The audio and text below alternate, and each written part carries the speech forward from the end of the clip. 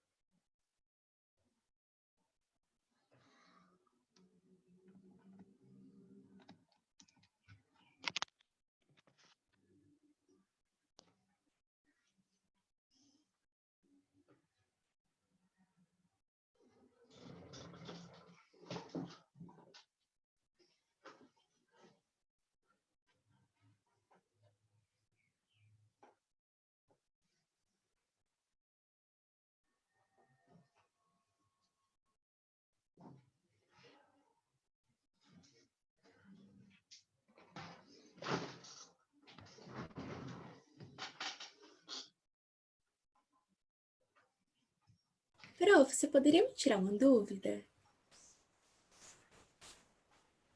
Claro, diga. Você lembra aquele amigo de Otaviano Augusto que trabalhava na corte dele, o Mecenas? O Sim. nome dele é Mecena ou a profissão dele é um mecena? Não, o nome dele é Mecenas, mas daí o nome dele depois virou, porque ele era um cara que incentivou muito as artes, né, em geral, principalmente a literatura, o nome dele virou sinônimo de uma pessoa que faz isso, entendeu? Mas o nome dele mesmo era Mecenas. Ok, muito obrigada. Imagina.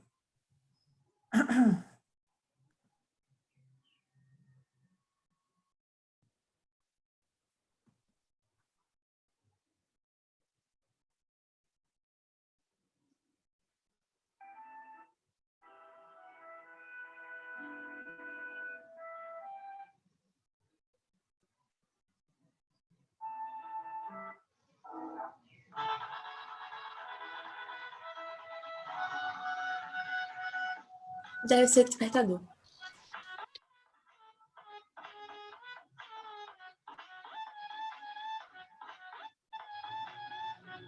Só alguém tá vendo o meme das pessoas dançando com o caixão aí, vamos tirar o som. Meu, sem querer. Não, sem problema. Tenho visto muito isso aí também.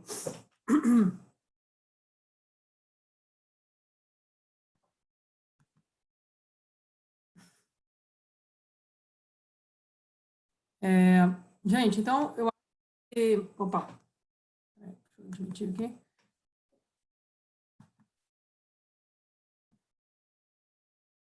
Pessoal, então, bom dia para vocês. Eu queria começar, dei um tempinho aqui para a gente, né, estar em maior número, né, porque senão eu ia ficar interrompendo muito o que eu estava falando. E, bom, a primeira coisa que eu queria falar, então, é que eu acho que eu devo uma explicação para vocês, né? antes da Páscoa era para a gente ter tido aula, daí, enfim, não tivemos. E eu logo já tinha faltado antes, enfim, eu peguei uma gripe muito horrorosa, eu sou asmática, e aí nesse contexto já foi uma coisa meio estressante, vocês podem imaginar, e daí depois disso, quando eu estava melhorando, eu dei a aula para vocês, e daí depois a minha gripe virou uma pneumonia. Não sei se eu tive Covid ou não, porque eu não saí de casa, é muito perigoso, né? Enfim, para quem tem asma, procurar o serviço médico, então eu fiquei sendo acompanhada à distância, mas foi um negócio, assim, muito trash. Então, nunca tinha ficado doente desse jeito e gosto tanto quanto vocês de ficar atrasado com a matéria, ou seja, nem um pouco, né? Eu sei que vocês, no ano que estão prestando vestibular, ficam muito ligados nessas coisas, enfim, com o tempo, e tá certo ficar, né? Então, só queria tranquilizá-los de que a gente vai dar conta, já conversei com o Rubão, a gente vai fazer uma ou duas aulas extras aí ao longo do tempo, de repente substituindo, e nós vamos cumprir o cronograma, então vocês não precisam ficar preocupados com isso, tá? Não é um atraso, tá certo? Eu espero que vocês estejam bem, tá um momento muito complicado, né? Enfim, mas eu acho que a gente vai se adaptando da maneira que dá, né? Então, queria tranquilizá-los em relação a isso, do conteúdo e tudo. Bom, então, a gente estava falando na aula passada, a gente estava concluindo a explicação sobre o Império Romano. Hoje, só para vocês saberem o que a gente vai fazer, nós vamos falar... Eita, deu uma travada aqui.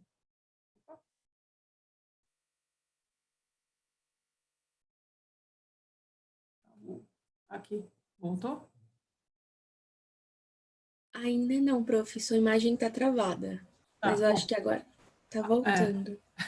tô fazendo uma careta. Travou comigo, dando uma olhada de raiva. Bom, então, a gente vai voltar, então, para a nossa explicação sobre o finzinho do Império Romano. Hoje nós vamos falar um pouquinho do Império Bizantino e nós vamos falar também da expansão do islamismo, tá certo? Porque, basicamente, na Idade Média, as forças que a gente precisa compreender para que a gente entenda mais ou menos o panorama, não é, do centro dos acontecimentos ali, com o nosso recorte, que é um recorte que acaba sendo eurocêntrico, tá certo, gente? Porque a gente está interessado em entender esses períodos.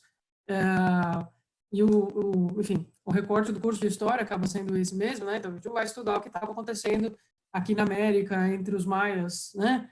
Nessa época nós vamos estudar o que estava acontecendo ali na Europa, no entorno da Europa. Então, a gente vai ver que são três blocos diferentes, tá certo? Conforme o Império Romano vai entrando em decadência, depois cai, não é? A gente tem o estabelecimento de uma força do Império Romano do Oriente, então quem vai cair é Roma, no Ocidente, na Península Itálica. O Império Romano do Oriente, ele continua, ele só vai cair depois em 1453, tá certo? Então a gente tem essa região ali que hoje é a região da Turquia e adjacências ali, a Grécia, enfim, Macedônia, tudo isso, que vai ser uma região que vai estar sob domínio então, do Império Romano do Oriente, e a gente vai ter as tribos árabes, então, na Península Arábica, depois se unificando em torno do islamismo e expandindo, tá certo? Então, se a gente não entende que existem esses três vetores, vamos dizer assim, né, na história da Idade Média, fica tudo meio incompleto, certo? A título de prova, vocês precisam saber que o islamismo e o Império Bizantino têm uma incidência muito baixinha, tá certo? Então, assim, não é uma coisa comum de cair, quando cai informações muito gerais, né? Então, embora seja muito interessante e até seja uma coisa que até fosse mais legal a gente dar conta disso, né? A gente vai ter que ficar sem, tá certo? Então, eu vou voltar aqui para os nossos slides.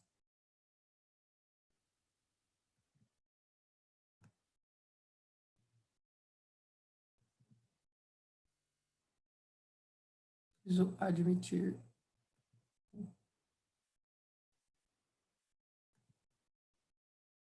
Desculpa, pessoal. Ainda estou me Prof, só adaptando a para isso. recapitular, a Roma do Ocidente, ela caiu em 476, não foi? Isso. Ok. É porque eu fiquei em dúvida, porque o Império, nos livros aparece que vai só até 476. Isso, mas é isso mesmo. Então, até 476, o Império Romano do Ocidente, certo? Aí, quando Roma é invadida, não é, pelo Alarico, que é o nome do governante bárbaro que vai invadir a cidade, aí a gente tem o fim da Roma do Ocidente, a gente vai ver que tem uma grande fragmentação. No entanto, no Oriente continua tendo o Império Romano, certo? Eu não sei o que está acontecendo com a minha imagem, Ok. tá dando uma travadinha, mas vamos embora. Se por acaso começar a travar o áudio, daí vocês me avisam, tá? Vocês estão conseguindo ver a tela, né? Então, Sim. voltando para cá. Bom, a gente tinha, eu fiz esse slide aqui para a gente compilar o fim dos acontecimentos, né? Então, vejam que aqui a gente tem 476, essa data muito importante, que é, então, a queda do Império Romano do Ocidente, e a gente começou a falar dos bárbaros, não é? Eu falei para vocês, me lembro de falar no fim da última aula, então, como a gente tem nas fronteiras, nas regiões fronteiriças, uma integração desses povos que os romanos chamam de bárbaros, não é? Que pode ser qualquer coisa, pode ser tanto os hunos, vindo da região da Rússia, como os vândalos, que são do norte da África, os visigodos, os lombardos, enfim, são povos provenientes de muitos lugares diferentes, não é? Que têm todos esse mesmo título, porque são povos, então, que têm costumes outros nessa altura do campeonato. Não são cristianizados, não é? E não tem, não falam latim, né? Principalmente não falam a língua romana por excelência. Então, existe, só porque isso é uma coisa que a FUVEST principalmente tem perguntado nos últimos anos. Vocês precisam entender que não é que o Império Romano estava intacto, sem nenhum bárbaro, e daí só tinha os bárbaros escravizados, e daí, de repente, eles invadem e caem. Já existe uma mistura, não é? Principalmente nas regiões fronteiriças, né? Então, a gente falou um pouco sobre o fato de que, às vezes, para cuidar da fronteira, os romanos precisavam contratar os bárbaros para fazer a vigilância, não é? Porque não tinha gente o suficiente, era muito extensa a fronteira. Ah, outras vezes a gente vai ter eles fazendo trabalhos, então, trabalhos às vezes de coisas que eles dominam melhor do que os próprios romanos, vão se incorporando dentro do império. Então, existe já essa mistura, tá certo? O que vai causar os povos que a gente chama de germânicos, ah, ali principalmente do norte da Europa, para pressionar, não é, o Império Romano, então é essa vinda dos hunos que estão descendo ali da Rússia, da região da Rússia, né, que hoje é a Rússia, enfim, esses caras vêm com sangue nos olhos, tá certo, gente? Eles são terríveis, né? São guerreiros terríveis, e aí então eles vêm vindo e aí começa a ter fluxo de migração dos povos que estão sendo expulsos por eles e a gente vai ter então causando então uma pressão, não é, maior dos povos germânicos que já estavam perto do Império Romano para o Império Romano, tá certo? Então esse é o fenômeno que a gente chama de invasões bárbaras, que é muito importante para a gente entender esse fim do Império Romano, não é? O vestibular em geral, e isso são todos, não é só a FUVEST, tá certo? Gosta muito, muito, muito desse slide que eu estou mostrando para vocês aqui agora, tá certo? Então, a gente tem heranças, não é, que vão ficar na Idade Média, nesse período de 1000 anos, que a gente chama de Idade Média, que vêm do Império Romano, são várias. Mas a gente também tem heranças bárbaras, não é? A Idade Média é caracterizada por essa mistura, tá certo? Do que vem do mundo antigo, romano, e do que vem desses povos, então, que a gente chama de bárbaros, não é? Então, com as invasões, a principal consequência política, se vocês tiverem que guardar uma só, é a gente ter uma fragmentação do governo, tá certo? Então, a gente tinha antes uma autoridade central, é claro que para governar um território do tamanho que era o Império Romano, tinha que ter muitos cargos, não era? Era uma organização muito complexa, mas estava todo mundo submetido ao Império, ou à tetrarquia na época que a gente tem 4 governantes, né? O que vai acontecer com as invasões bárbaras, então, é que a gente vai ter uma fragmentação enorme, e essa fragmentação só vai se ampliar ao longo da Idade Média, não é? De maneira que, quando a gente chega lá no ano 1000, a gente está completamente fragmentado, nós já vamos ver um mapinha, tá certo?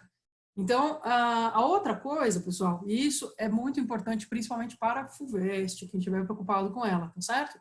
É a questão do direito, ok? Então, o nosso direito aqui no Brasil, ele é mais ou menos baseado ainda no que é o direito romano antigo, tá certo?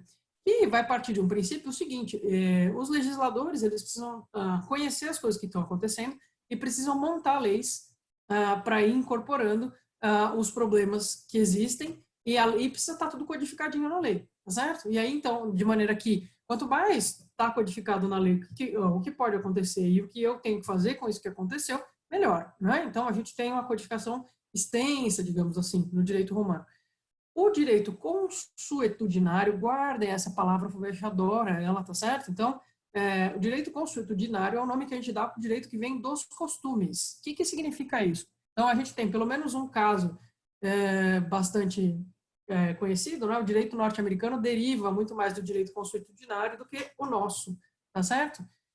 Vocês já devem ter visto em filme, por exemplo, que a pessoa, às vezes, ela faz um negócio errado, sei lá, ela estaciona num lugar, deixa lixo num lugar que não poderia deixar, estaciona num lugar que não poderia estacionar, e às vezes ela tem que comparecer perante um juiz e o juiz vai determinar lá o que ela tem que fazer com isso, né? Se ela vai pagar uma multa, se ela vai fazer um serviço comunitário, qualquer coisa do tipo, né? Às vezes, uma coisa que poderia, dentro de um código escrito, gerar uma punição muito grave, não gera porque o juiz vai analisar ali na hora e entender que, por exemplo, a pessoa parou naquele lugar, sei lá, parou numa vaga de ambulância, uma coisa que não pode fazer.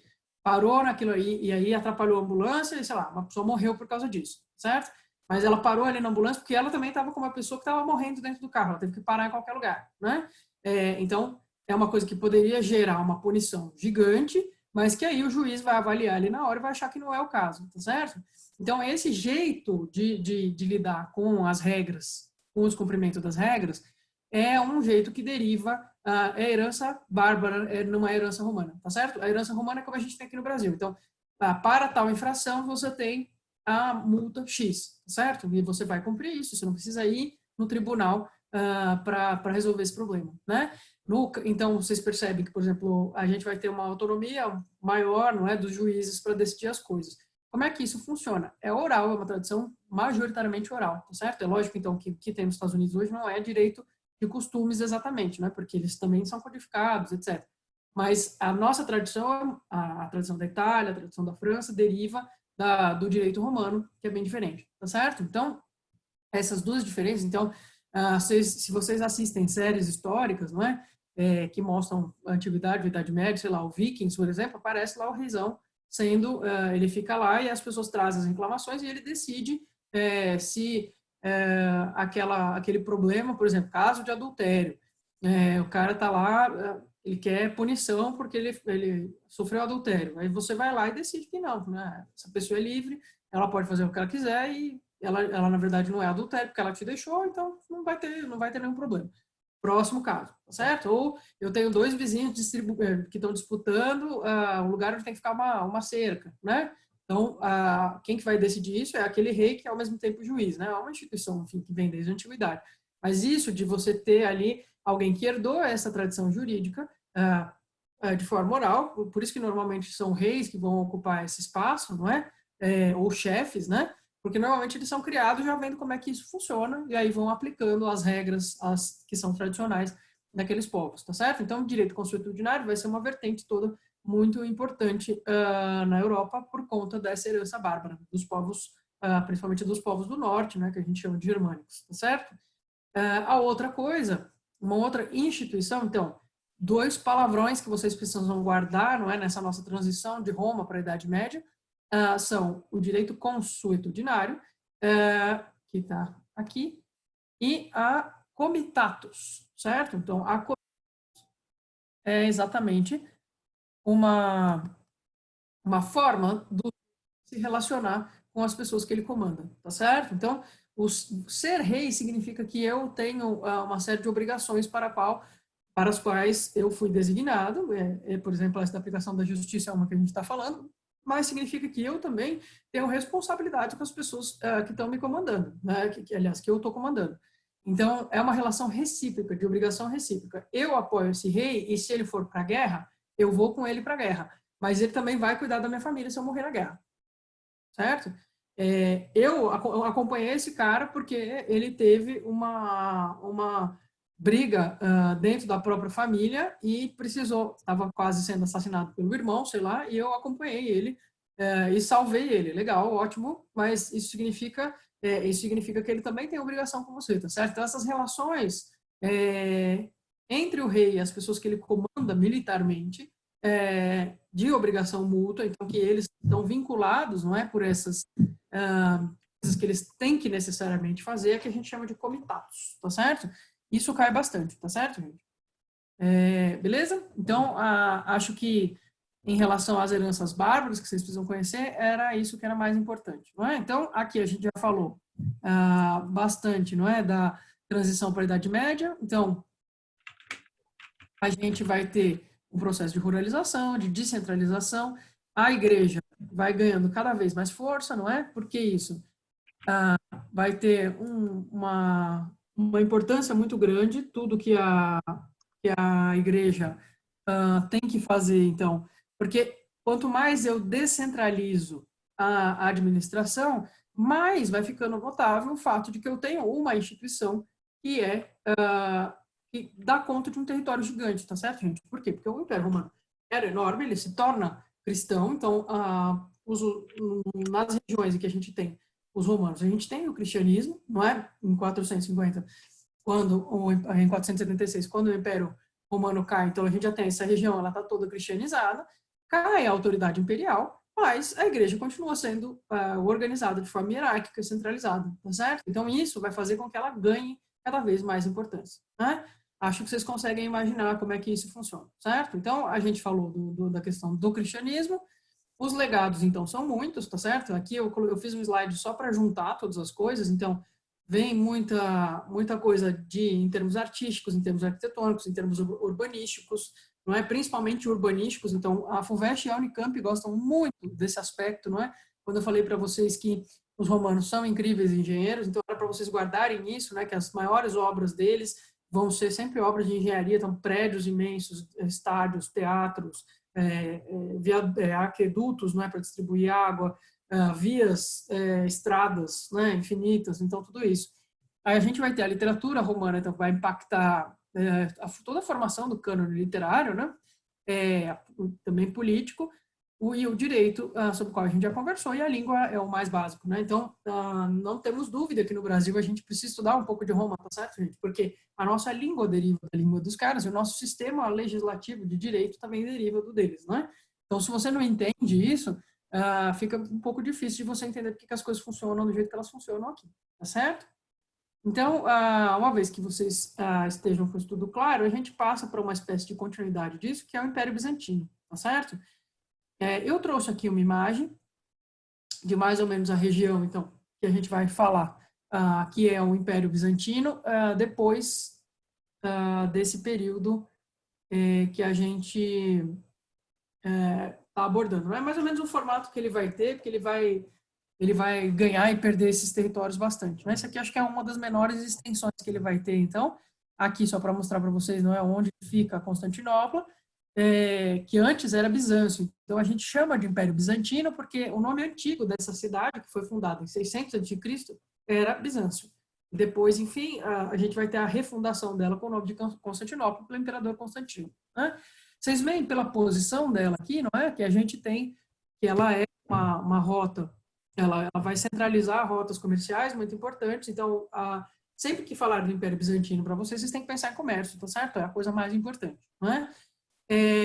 Como eu disse para vocês, isso cai de forma muito pontual no vestibular, né? Mais conhecer um pouquinho, ter uma noção de como é que do lugar onde é. Então, eu fiz um slide centralizando as principais questões que podem aparecer para vocês no vestibular. Então, a gente vai ter, para começar, não é? O único imperador que eu recomendaria que vocês conhecessem o nome é o Justiniano, tá certo? Então, o Justiniano, se tem algum que tem chance de aparecer pelo nome no vestibular, é o Justiniano I, então, que vai começar a governar em 527 depois de Cristo, né? Então, nós estamos lá na região do Oriente, aí não tem mais nada a ver com Roma, na Península Itálica, do que a gente estava falando, certo? Por que o Justiniano é tão famoso? Porque um monte de territórios que haviam sido perdidos nessa brincadeira aí dos bárbaros invadirem e da queda do Império Romano, etc., ele vai reconquistar, tá certo? Então, ele vai reconquistar uma parte da Península da Itália, o sul da Península Ibérica e o norte da África, principalmente, tá? Não que isso vai se manter depois, tá certo, pessoal? Mas o Justiniano vai conseguir dar esse passo, o que, dentro da lógica de Roma, é sempre importante, não é? Depois vai começar a construção da Basílica de Santa Sofia em Constantinopla, que fica em Istambul agora, não é? Que depois vai, com a evasão dos otomanos, vai se tornar uma mesquita, enfim, e ela carrega, não, essa herança totalmente híbrida até hoje, né? Depois, a outra coisa que o Justiniano vai fazer, eita, ficou errado aqui, é o Corpus Juris Civilis. Então, ele vai, vamos dizer o seguinte, como eu falei para vocês, o direito romano ele tem essa coisa de codificar por escrito as coisas, tá certo? E de ser muito específico, né, de ter muitos detalhezinhos, de sempre entrar no mérito de, não é, das especificidades para poder criar essa codificação. Só que isso é esquisito para nós, porque a gente já tem isso muito na cabeça que tem que ser organizado de outra maneira, mas ele era muito descentralizado. Você tinha, vou abrir o chat aqui, a influência do Império Bizantino no sul da Itália, principalmente na Sicília. Eu vi que no mapa que não se estendia até lá, quem detinha influência de poder na ausência deles. Bom, o sul da Itália, deixa eu passar para cá para mostrar para vocês um outro mapa. Vou voltar aqui. Mostrar o PDF. Eu acho que ajuda a responder a questão. Vocês podem ver que, por exemplo, no século VI, a Sicília, assim como o resto da Itália, vai ser dominado pelos ostrogodos, tá certo? Então, o domínio nessa região itálica vai ser muito variado, tá certo, gente? Então, a gente vai ter lombardos, a gente vai ter ostrogodos, depois os francos vão chegar até aqui. É uma coisa complexa. Os lombardos ou longobardos, eles vão durar só, em geral, eles chegam aqui em cima, eles não vão chegar até o sul, né? A região do sul, então, que era uma região enfim, de colonização grega, que depois virou de Império Romano, também vai ser dominado por esses povos bárbaros. Tudo bem? Está respondido? Vamos voltar aqui. Esse mapa é melhor, porque ele é mais esquemático, né, do que o que eu estava mostrando para vocês. Dá para ter uma ideia de como é que vai ficar isso depois da queda do Império Romano, tá certo? Então, vejam, quando a gente fala em descentralização, não é? Vejam todas as cores que a gente tem, aqui. Então, nós temos aqui os suevos, os visigodos, os francos, todos esses povos são povos de origem, de origem variadas, né, que a gente tem os vândalos, que são de origem africana, aqui a galera que está vindo de cima, aqui a gente vai ter os eslavos, que são muitos também. Então, as origens são várias e a gente tem uma fragmentação mesmo, né? E aqui, então, nessa região, aquele mapa que a gente estava vendo mais ampliado na outra apresentação fica aqui, né? Então, passando para a próxima imagem, só porque a gente...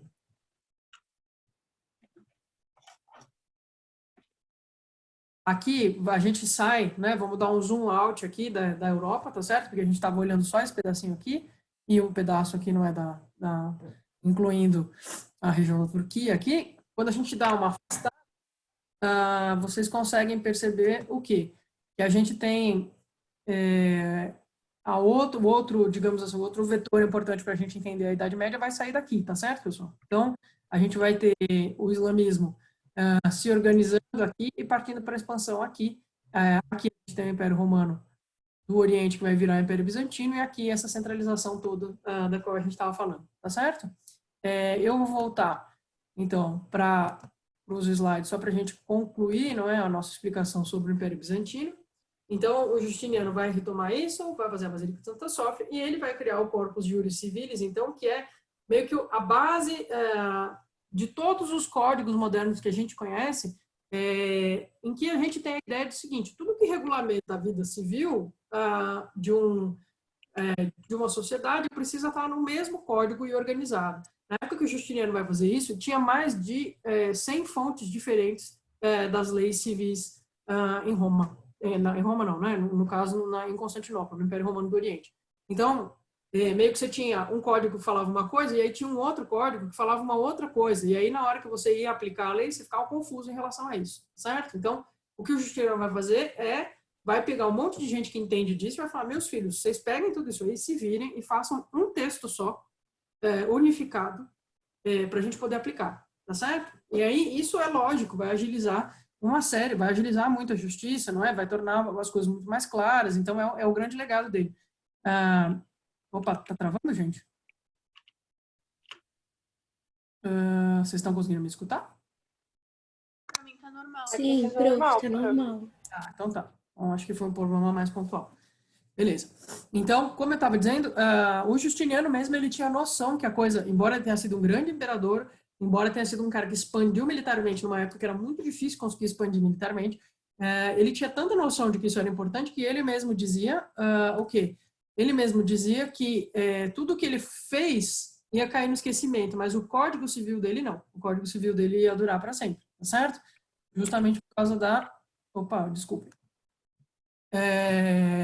Principalmente por causa então, não é, dessa agilidade administrativa que ele gera, e não só isso, ele vai virar um modelo, tá certo? Então, todas as sociedades, depois que vão parar para refletir a respeito de como que elas querem que sejam os seus códigos jurídicos, vão, pelo menos, ter que olhar o Código do Justiniano para pensar se elas querem uma coisa parecida com aquilo ou não, tá certo? Enquanto que na Europa, boa parte dos lugares não vai estar preocupado com esse tipo de codificação, porque vai entrar numa lógica mais do direito dos costumes dos povos não romanos, tá certo? Agora a gente vai dar uma avançada aqui, eu esqueci de colocar a data. A gente vai dar uma avançada aqui, porque são dois fatos mais importantes, não é, sobre o Império Bizantino que podem aparecer nos vestibulares que gostam mais disso, principalmente o nosso amigo Fulvestre, que é o cisma do Oriente e depois a queda de Constantinopla, tá certo, gente? Então são três, pensem que um período muito longo, um império muito complexo, vocês precisam saber meio que três coisinhas, né? Então, o Justiniano e o que ele fez de importante, o cisma do Oriente, que é a grande cisão da Igreja Católica, tá certo? Então, se hoje nós temos católicos romanos e católicos ortodoxos, católicos ortodoxos não, cristãos ortodoxos, não é? Se a gente tem católicos apostólicos romanos e cristãos ortodoxos, é por causa do cisma do Oriente. Então, a gente vai ter uma ruptura nessa altura do campeonato entre a Igreja de Roma, que é centralizada na figura do Papa, como é até hoje, e a figura do Patriarca de Constantinopla, que é uma espécie de Papa dos cristãos ortodoxos, tá certo? Por que isso vai acontecer? Então, o processo começa, não é? O papado vai excomungar o patriarca de Constantinopla, e a gente vai ter essa separação. E é uma separação que é muito sentida pela igreja, não é? Porque ela perde, digamos, é um momento, então, em que a igreja de Roma, ela perde a hegemonia sobre o que significa ser cristão. Isso é muito grave, né? Para nós, a gente está um pouco acostumado com isso. Por quê? Porque nós convivemos com os resultados de uma outra reforma que vai acontecer mais para frente, que é a reforma protestante. Então, no Brasil hoje, você ser cristão não significa você ser católico, porque existem muitos outros tipos de cristãos que não são os católicos no Brasil, certo? Mas entendam que no ano 1000, pessoal, ou você era cristão, aí você era católico necessariamente, tá certo? Então, depois disso aqui, não. É possível ser cristão e ser cristão ortodoxo. Quais são os motivos principais, não é, que justificam o fato de Roma ter tomado essa decisão de excomungar o patriarca de Constantinopla? Basicamente, Roma vai achar que tem duas doutrinas muito perigosas que estão tendo muita força em Constantinopla, que eles não aprovam. E essa briga vai durar muito tempo, ela não é uma coisa rápida, são coisas de 200, 300 anos que eles vão ficar em conflito, até chegar num ponto que eles acham que não dá mais para conciliar, né? Então tem que excomungar o cara. Que doutrinas são essas? Então é isso que eu preciso que vocês entendam, porque são dois palavrões também, aqui o monofisismo e a iconoclastia, tá certo? Essas questões de vocabulário, dá raiva de raiz no vestibular, que você não lembra o que significa a palavra, né?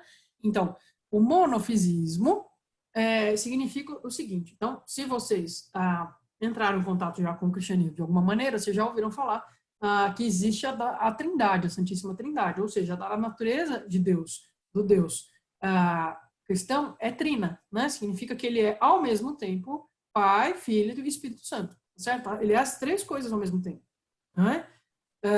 Então, isso é uma coisa, é um dogma da igreja, tá certo? Isso é uma coisa que está estabelecida, baseada numa série de debates que se tem a partir do texto bíblico e tudo isso.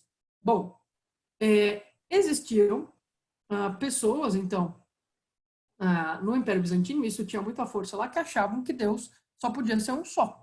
Não tem como ser três ao mesmo tempo, não é? Então, o Deus é o Deus Pai, Jesus é filho dele, mas não pode ser Deus. Vocês entendem o problema que é para o catolicismo você falar isso, né? Então, a natureza de Deus tem que ser una, ok? Então, por isso que chama mono de um fisismo, tá certo? Então, a natureza una da divindade cristã. Essa era uma visão do cristianismo que era muito, muito, muito popular no Império Bizantino. E digamos que o Império deixava correr solto, então os governantes não se importavam com o fato de existir essa vertente, eventualmente vão reprimir um pouco, mas não era uma coisa muito importante, e o patriarca vai deixar que essa interpretação circule também. E o catolicismo, então, de Roma vai achar isso muito absurdo, tá certo? E a outra coisa é a tal da iconoclastia, né? A iconoclastia é uma leitura que existe no Império Bizantino nessa época, de que é errado adorar imagens, tá certo? Que não se pode cultuar o cristianismo através das imagens, não é? Que isso estaria fora do que se prega, enfim, nos textos bíblicos, não é? Então, eu sei que isso é um debate até hoje, porque enfim, o protestantismo também vai ter uma pegada aí, em relação às imagens, não é? E tem todo um debate sobre isso, mas a igreja católica romana não vai gostar nada disso, não é? Então, inclusive porque para a igreja católica romana o culto dos santos é muito importante e também por conta da herança romana, não é? Existe uma relação mesmo com o culto,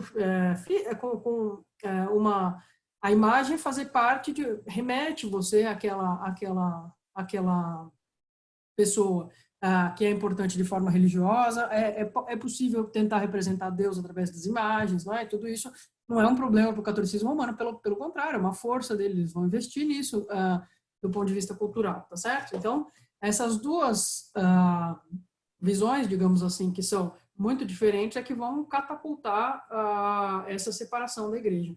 Então, essa data, vocês precisam saber a data do cisma do Oriente, tá certo, pessoal? Isso aí não sem negociação, porque eventualmente cai, tá?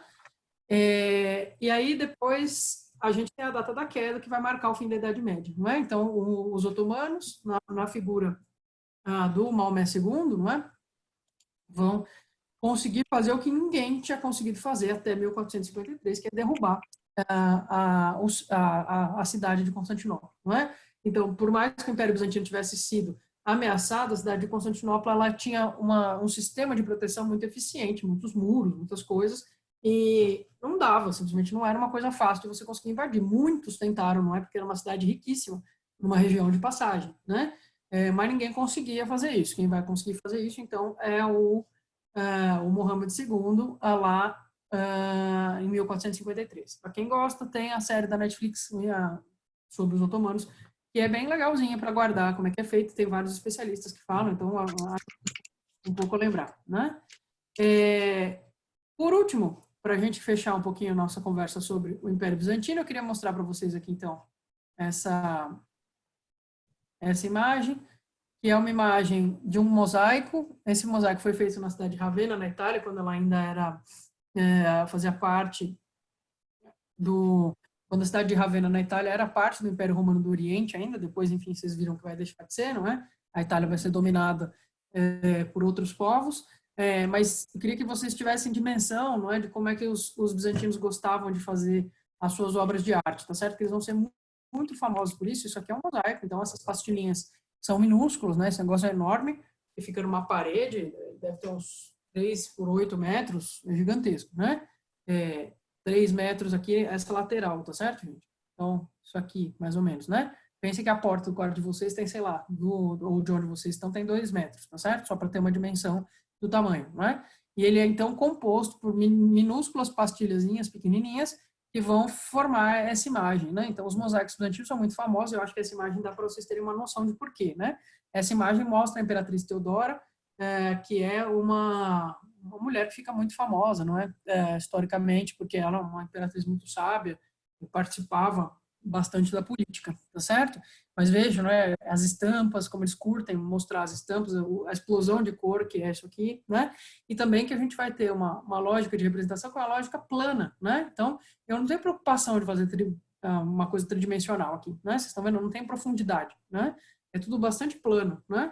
Então, eu acho isso muito bonito e muito interessante da gente observar, tá certo? Talvez vocês conheçam um pouco mais os ícones, né, que são aquelas Marias com o menino Jesus no colo, também ficam bastante famosos, né? Sobre a arte bizantina, eu só queria dizer para vocês, então, que às vezes pode aparecer mais em vestibulares mais chatinhos, tipo a FUVEST, né? E a arte bizantina é uma arte de convenções, ou seja, os caras têm um jeito de fazer que eles acham bonito e eles vão repetir esse jeito de fazer ao longo do tempo. Por isso, Se você pega uma obra bizantina lá de 500 depois de Cristo e uma que está lá em 1000 e pouquinho, ela não vai ser tão diferente assim. Porque o legal para eles não é ser original, é manter, conseguir cumprir as convenções. Beleza? Então, acho que isso era o mais importante a se falar aqui a respeito do Império Bizantino, tá certo? Então, nós vamos dar sequência e voltar para o outro, nosso amigo PowerPoint aqui, nosso amigo PDF, aliás. Como eu estava falando para vocês, a gente estava falando do que vai ser, não é? Esse processo de modificação, então, do panorama político na Europa, essa descentralização que a gente vai ver aqui. Então, pessoal, como é que funciona o estudo de Idade Média no pré-vestibular, no ensino médio em geral? É muito difícil falar de Idade Média. É um período que ele é desafiante para os professores. Por quê? Porque, na verdade mesmo, é super difícil falar de 1000 anos no tempo que a gente tem para vocês, sendo que não é que nem Roma. Beleza, Roma a gente fala de muito tempo, mas Roma tinha um governo central que ficava aqui e você entendia como ele se organizava, como ele chegava no resto, a língua, como é que é a cultura, e, pô, você dá conta mais ou menos do território europeu quase como um todo, não é? Agora, quando a gente fala da Idade Média, nós estamos falando uma coisa muito mais complexa, tá certo? Porque esses povos todos são muito diferentes entre si, muitas vezes eles não são unificados. Eles têm algumas coisas em comuns que fazem a gente dar o nome deles o mesmo, mas eles têm diferenças internas também, eles são heterogêneos também.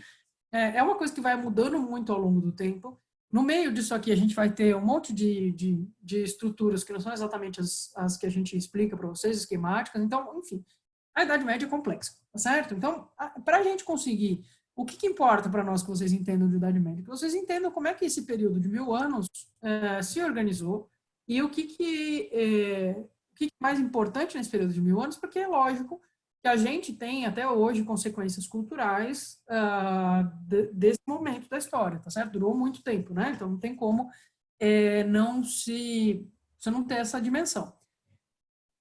Me perguntaram uma vez alguém me falou, eu gosto muito do Game of Thrones, o Game of Thrones ajuda a saber a Idade Média? Então, a minha resposta é sempre a mesma, tá certo? Então, sim, ajuda. A dinâmica do Game of Thrones é uma dinâmica medieval, né? O George Martin é um obcecado pela Idade Média, ele estudou muito e tal. Vocês têm que excluir, evidentemente, a parte das pessoas mortas, né, que voltam, os dragões também não vai dar, né, certo? Mas, de resto, vocês podem pensar, sim, na lógica do Game of Thrones para entender a Idade Média, né? Nós vamos voltar mais nesse ponto, tá certo? Então, da mesma maneira como, para quem acompanha, né, você tem lá um monte de casas, um monte de reinos, enfim, é a mesma cena vai acontecer aqui, tá certo? A gente vai estudar como, então? Vou explicar para vocês. Nós vamos ver um pouquinho como é que funciona a criação do islamismo e a expansão do islamismo, pontualmente. Depois nós vamos falar do reino dos francos, né? Vocês estão vendo que ele está aqui, não é? E a gente vai falar dele pelo simples motivo que ele vai se expandir muito e vai pegar todo esse pedaço aqui, incluindo um pedação da Itália aqui. Então, ele vai vir até aqui assim. E aí, como ele vai ser a grande força, vai ser vai se tornar o maior reino organizado, então nós vamos pegar ele e vamos falar dele, das dinastias, do que é mais importante saber. Uma vez que vocês entenderam essa parte política um pouquinho, assim, de uma forma bem geral, né, a gente vai falar sobre as estruturas, então, da sociedade medieval, certo? Aí a gente vai precisar entender como é que funciona economicamente, culturalmente, e como é que se dão as relações entre as pessoas, entre as classes sociais, tá certo? Então, que fique claro, não é? A gente vai ver o Islã, depois vamos ver os francos um pouco, depois a gente vai falar dessas características mais gerais. Professora, o vestibular privilegia algum desses temas? Com certeza. O que o vestibular quer saber de vocês mais? Em geral, ele quer saber mais essas características mais gerais do período medieval, né? Então, economia, um pouco da cultura, um pouco da questão religiosa, enfim, alguns eixos que a gente precisa entender, tá certo?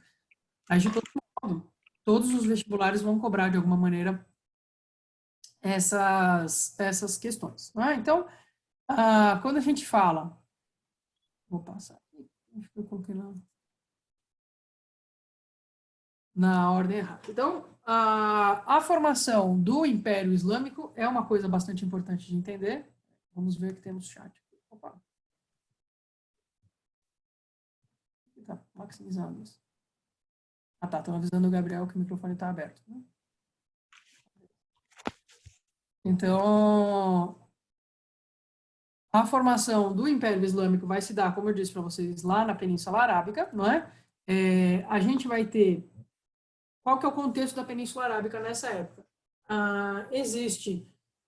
É uma região de muito comércio, tá certo, gente? Então, é uma região que se caracteriza, essas cidades todas que estão marcadas aí, são cidades de muita pujança comercial, e que tem uma certa unidade religiosa, não total, mas eles têm uma religião, que é a religião árabe antiga. Você já deve ter ouvido falar de algumas coisas dessa religião, principalmente porque a gente conhece, enfim, as divindades da fertilidade, o Sol e a Lua também são parte dos deuses, eles são politeístas, então, nessa altura do campeonato. Mas eles têm essas figuras que são os djinns, não é? Que a gente chama de gênio, tá certo? Que faz parte da nossa cultura pop, não é? Então, o gênio que sai da lâmpada, te concede os desejos, etc., é parte da religião da Península Arábica antes de existir o islamismo, tá certo? Então, a gente tem, além disso, essa religião que existe na Península Arábica antes do islamismo, ela é uma religião em que cada tribo tem os seus deuses próprios, locais, tá certo? Então, essa instituição do Deus, que é o Deus da minha tribo especificamente, é respeitada e é assim que é tratada dessa maneira, tá certo? Existe na cidade de Meca, especificamente, né, a qual certamente vocês já ouviram falar, a gente vai ter então essa construção que se chama Kaaba, que é uma construção onde que ela é já um lugar de culto. É um lugar de culto onde justamente as pessoas eventualmente peregrinavam para poder levar os seus deuses tribais para lá e para poder cultuar os seus deuses tribais nesse lugar, né?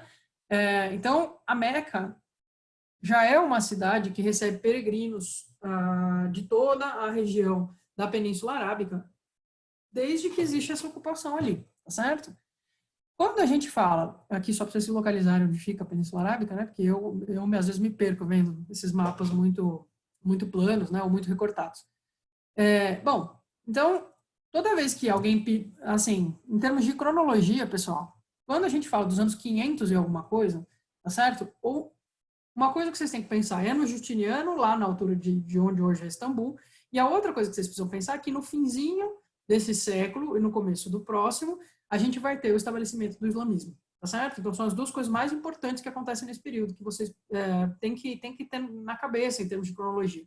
Porque, principalmente, a FUVEST, quando ela cobra a questão do Islã, ela cobra de forma mais geral. Então, às vezes, só de você saber o século em que acontece, em que surge, em que o Maomé nasce, em que o islamismo vai surgir como religião, você já vai matar várias questões, tá certo? Então, vamos ter consciência aí dessa data, tá?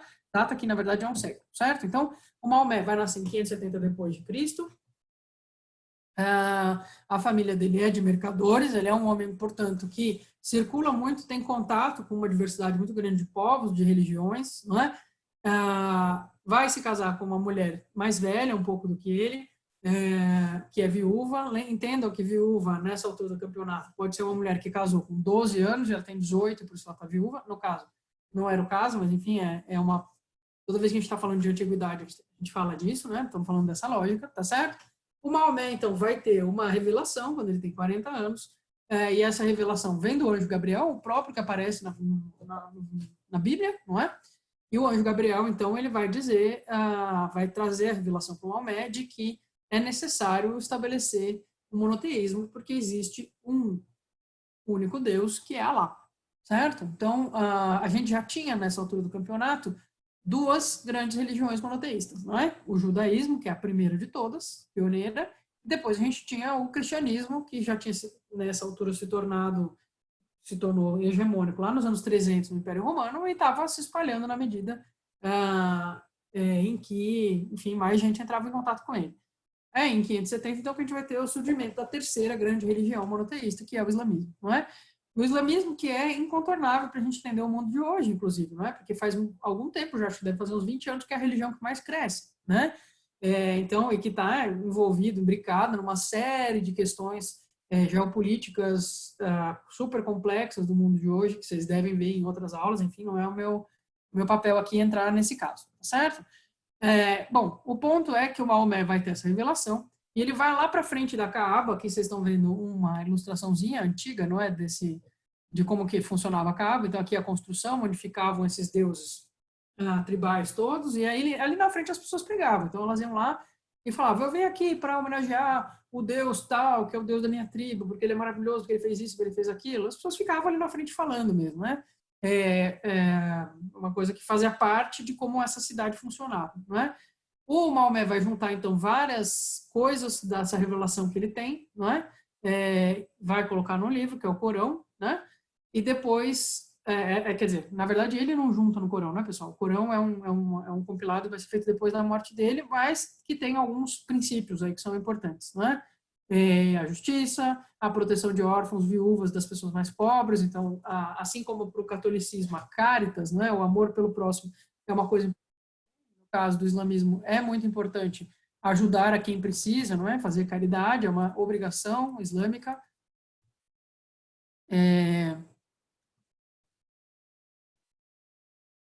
Opa.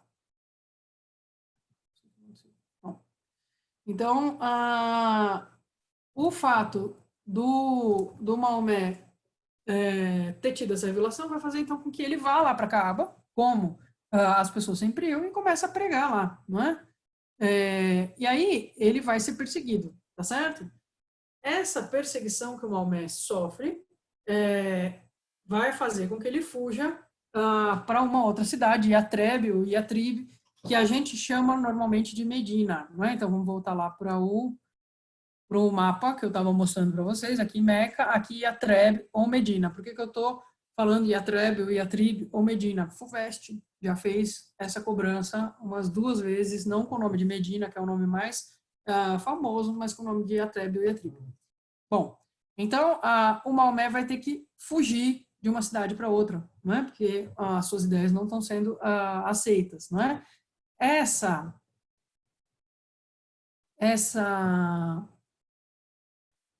fuga, ela é um marco do calendário islâmico. Então, esse é o nome que vocês têm que conhecer, Égira, tá certo? Como eu disse para vocês, as questões, em geral, as questões de vestibular sobre isso, elas são muito, muito gerais, não é? Então, é questão de vocabulário, saber o que é a Égira, não é? Essa fuga do Maomé de uma cidade para outra, certo? Então, essa fuga do Maomé para Medina, tem muita gente que entende ela de um jeito político, não é? Então, que o Maomé já estaria com um projeto. Ninguém, e aqui não, a gente nessa matéria nossa, a gente não entra no mérito das questões religiosas elas próprias, tá certo? A gente tem que entender nossa função na história, muito, eu acho completamente fascinante entender as religiões, como é que elas funcionam, o que elas propõem, etc. Mas a gente precisa principalmente se focar nos resultados e nas coisas que acontecem, não é? A partir disso. Então, o que acontece? Tem alguns especialistas, alguns historiadores que vão dizer que o Maomé, quando ele tem a sua revelação e faz a sua religião, ele também está com um projeto de unificação mesmo das tribos árabes, não é? Ele está querendo que a Península Arábica se torne uma força unificada e que, então, esse deslocamento dele da cidade de Meca para Medina teria também uma função política, né? Bom, sendo assim, no sentido de que ele está indo para lá para conquistar, não é, aliados, e porque ele está com vontade de impor esse projeto, que em Meca, logo de cara, vai ser difícil, tá certo? Então, o fato é que ele volta para trazer a mensagem da sua religião, para combater as pessoas que não acreditam na mensagem que ele está trazendo, não é? E antes da sua morte, então, em 632, é outra data importante, não é? Então, 632 é a morte, marca a morte do Maomé, do profeta, tá certo? Bom, aqui a gente já tem, novamente, uma das coisas importantes, então, a respeito dessa matéria especificamente, porque a divisão mais famosa que a gente conhece do islamismo, ela vem justamente do que acontece aí na sequência, né? Então, a gente vai ter depois que o Maomé morre, a gente está com a maior parte das tribos árabes da Península Arábica unificadas em torno, não é, da religião, e a gente vai ter, então, obviamente, ele era uma liderança também política, tá certo, gente? E aí a gente vai ter os sucessores do Maomé, que são os califas, não é? E os califas, eles são tanto líderes políticos quanto líderes religiosos. Eles estão tanto autorizados a falar das questões religiosas, propriamente do islamismo, quanto eles estão autorizados a governar as coisas práticas, não é? Das coisas. Então, a gente tem aqui os dois primeiros califas, eu coloquei no slide para vocês, o Abu Bakr e o Omar, tá certo? Uma coisa muito importante, o conceito de jihad, vocês já devem ter ouvido muito falar, porque no nosso mundo é uma coisa que se discute muito, não é? A jihad é um conceito que é bastante central para a gente entender essa tendência expansionista do islamismo. A jihad, então, é a guerra santa, tá certo? É a lógica de que faz parte da obrigação muçulmana o esforço de conversão, não é? Existem muitas vertentes do islamismo, das quais a gente não ouve falar muito, mas elas existem, né? Que vão interpretar a jihad como uma coisa subjetiva. Eu preciso que vocês entendam isso, tá? Então, não existe só uma interpretação de que a jihad significa você expandir para territórios e fazer com que as pessoas todas lá se tornem muçulmanas na porrada, tá certo? Que é a nossa noção mais senso comum que está na nossa cabeça. Tem muita gente dentro do islamismo que entende que a jihad é a briga de você com você mesmo para conseguir se comportar dentro dos preceitos do islamismo, certo? Então, é a guerra santa nesse sentido, de manter a sua própria conversão na prática, não é? Então, saibam, não é, que tem esses dois sentidos. Mas é claro que o islamismo, uma parcela dele que a gente, inclusive, conhece hoje, porque está em atuação, não é? Em alguns grupos, vai entender mesmo que não é para existir pessoas de outras religiões, tá certo, gente? Agora, eu tenho uma pergunta que é muito importante para a gente conseguir dar conta das questões sem se confundir, tá certo? Dentro da lógica do cristianismo, é válido que existam pessoas de outras religiões? É possível? Pensem um pouquinho, tá certo? Não estou dizendo que e a gente deve ter muitas pessoas cristãs aqui, não é? Não estou dizendo a sua percepção pessoal, mas o cristianismo não diz explicitamente que é necessário se arrepender perante o Deus cristão para que você seja salvo na eternidade. Dentro da lógica do cristianismo, em tese, não é para existir gente que não seja cristã também, tá certo?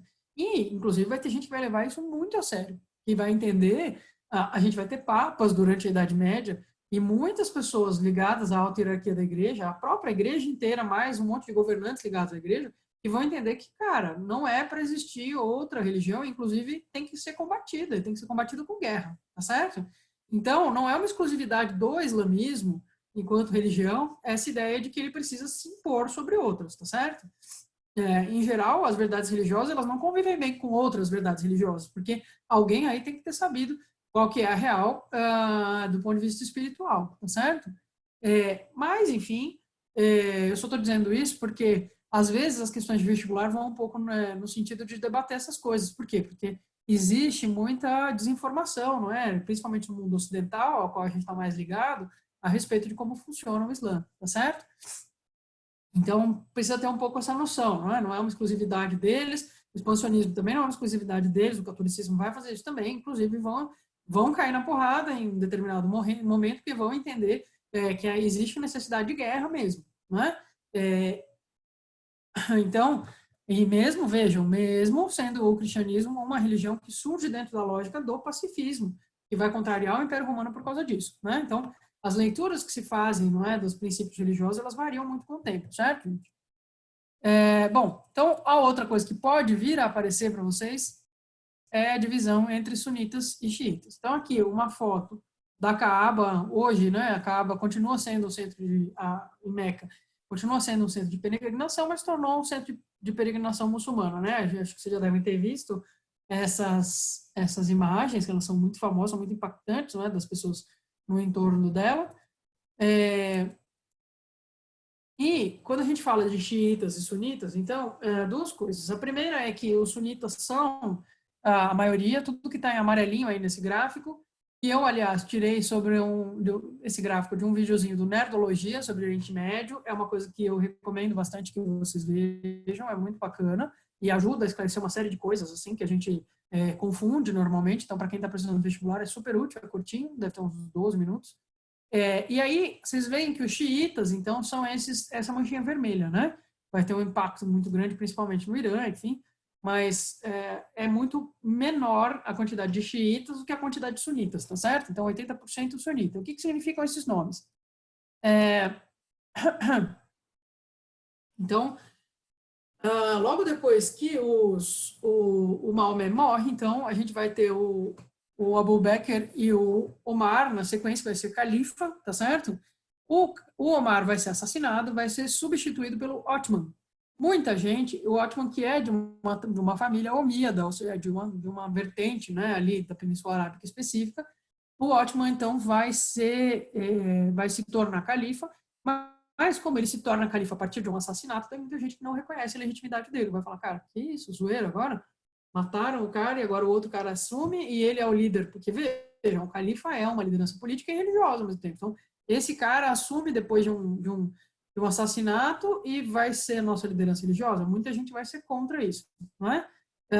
Na sequência, o Otman é assassinado. Quem assume é o Ali, que é primo do Maomé, então é da família do Maomé, e vai ser acusado, então, de estar envolvido nesse assassinato, né? A partir daí, a gente vai ter pessoas que apoiavam o Oman, não gostavam do Otman, pessoas que gostavam do Otman, que vão ficar putas com o Ali, e tem muita gente que vai falar, não, mas ele é primo do profeta, então é mais adequado que seja ele. Caos, guerra civil, a gente vai ter um problemão, tá certo? Então, os xiitas, qual que é a grande diferença? Os xiitas, eles consideram que o Ali, que tinha laços de sangue com o profeta, é o primeiro imã, o primeiro cara que pode guiar alguém,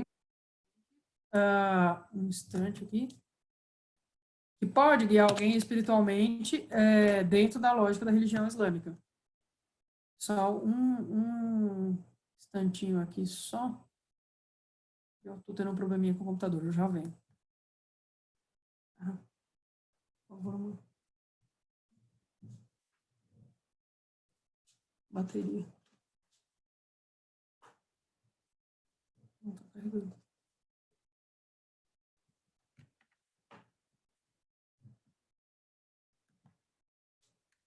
Opa.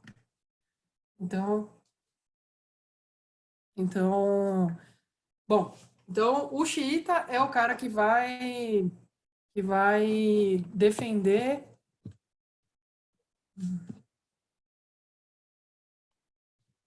essa ideia de que se o profeta era o escolhido para pessoal, a gente está no finzinho da aula já, talvez eu estou tendo um problema com a bateria do meu laptop aqui, então talvez eu caia e desapareça, tá certo? Mas a gente já está bem no fim, eu vou concluir a ideia aqui. Acho que ainda aguenta até o finzinho da aula. Professora, Oi. você pode mandar depois os slides de Roma pro Rubão? Não sei se você mandou. Eu mandei, mas eu acho que essa partezinha de Império Bizantino não estava neles, na verdade, mas eu já mandei para o Rubão, em tese era para vocês terem já. Ah, tá bom então, obrigado. Ele posta num lugar específico. Vocês querem que eu verifique com ele se já está postado? Não, pode ser depois. Porque a gente chegou a perguntar para ele e falou que não tinha enviado. Não, eu mandei faz tempo já. Eu acho que ele se confundiu, porque, enfim, ele está gerenciando muita coisa por aplicativo, WhatsApp e tudo, né? Então, mas eu mando de novo de todo jeito, tá? Beleza, Era para obrigado. estar. Beleza? Então, voltando, pessoal. Então, o sunita é o cara que ele tem, vamos dizer assim, uma visão um pouco menos rígida em relação a essa sucessão, tá certo?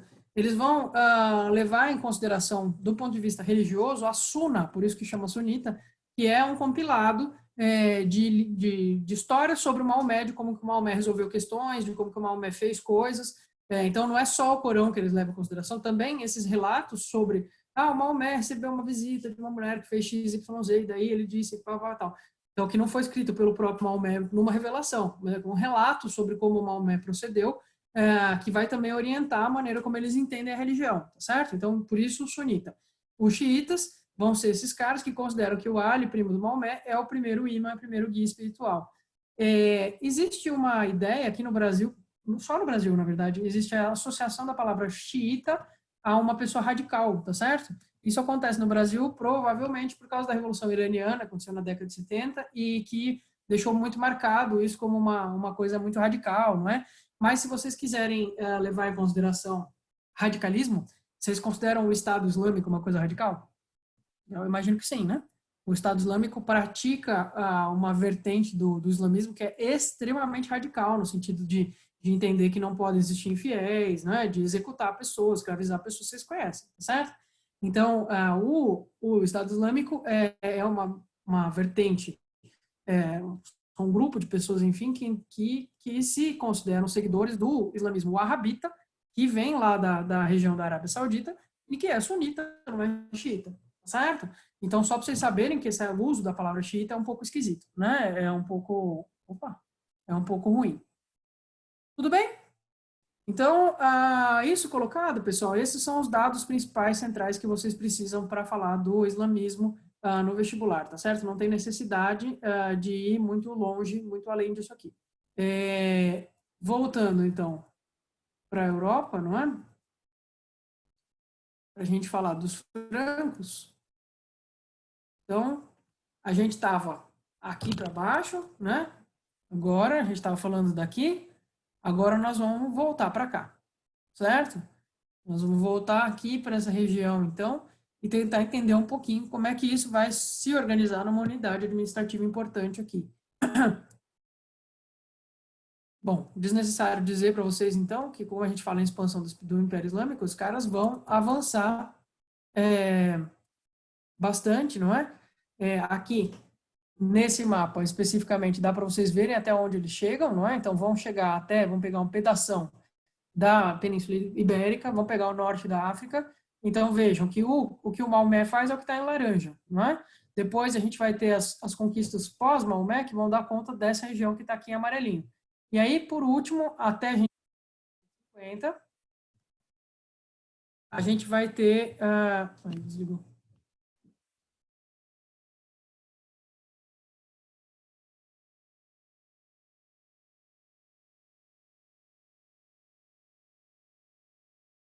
Caiu, será?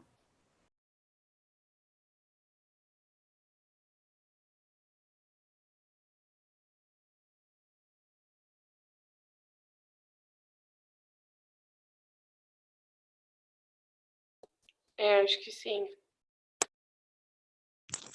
O notebook dela deve ter acabado a bateria.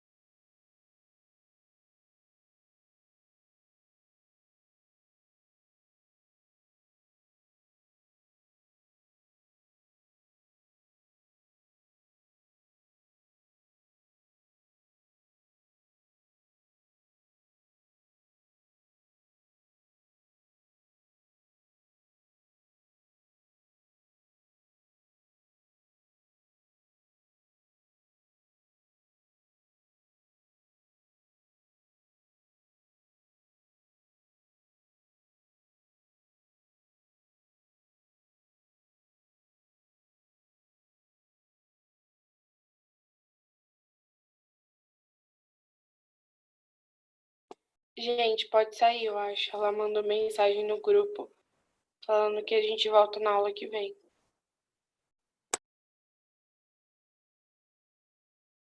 Valeu, obrigado.